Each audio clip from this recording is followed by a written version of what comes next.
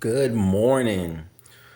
This is Bible Know How, and my name is Brandon.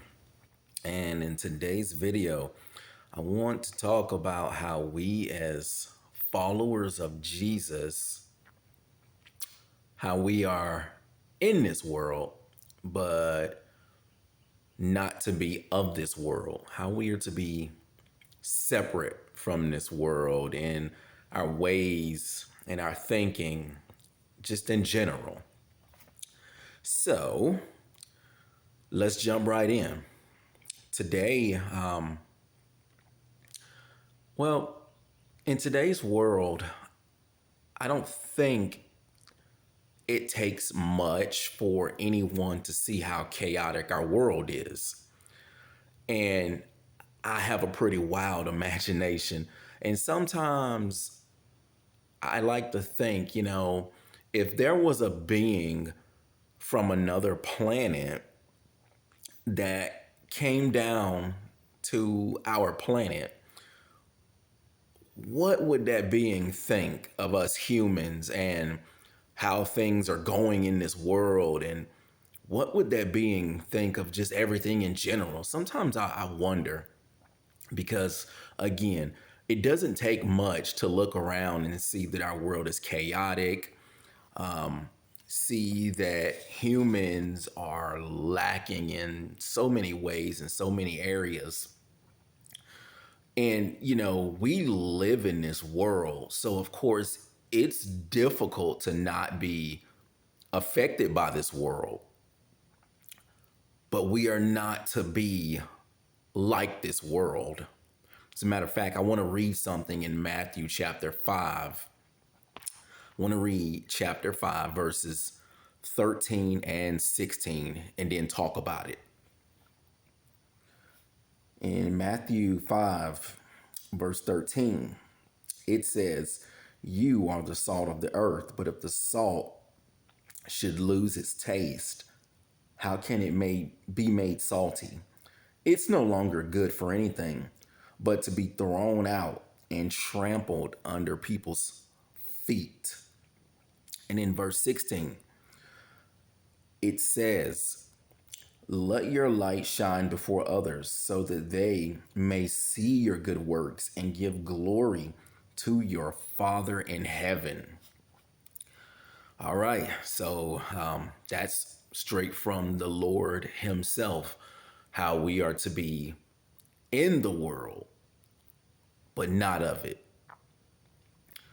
If we as followers of Jesus, the salt, we lose our taste and become like the rest of the world, then we are no longer going to stand out like a light on the hill or that lighthouse when it's dark. I'm gonna give you paint a picture for you. Today's technology, ships, you know, may not rely on a lighthouse, but thousands of years ago, or even hundreds of years ago, but definitely thousands of years ago, they relied on those lighthouses.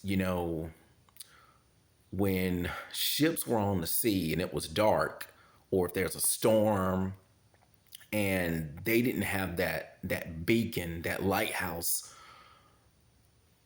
they could be going straight for rocks or straight for danger, and they crash and they wouldn't know about it. Same thing with us. We are to be light for people who are roaming around aimlessly in a dark world and headed for a crash course. But when you see that light is, you see that safety up ahead. That's why, we are to be light and salt in this world. You know, in the event we lose our taste or lose our light, then we become useless by being like the world. When we become like the world, we are useless. And I don't know about anyone else, but I don't want to be useless. if you're useless, then what's the point? And what does this look like, being like the world? I'm pretty sure we can all, come to a conclusion what it looks like.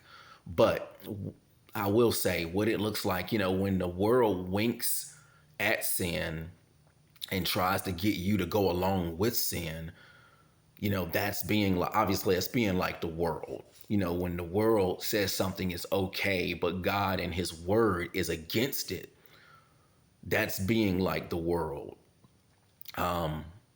Basically, anytime you're going against God and his world, his word, you're being like the world. And, when God Almighty calls something a sin, then it's a sin. So that's what I got for today. I just want to talk about how we as followers of Jesus are to be salt and light in this very dark world. And salt and light, it doesn't compromise. And we as followers of Jesus, we shouldn't compromise either. So here's to hoping that everyone is going to go out, have a phenomenal rest of their day, and I will catch everyone on the next one. See ya.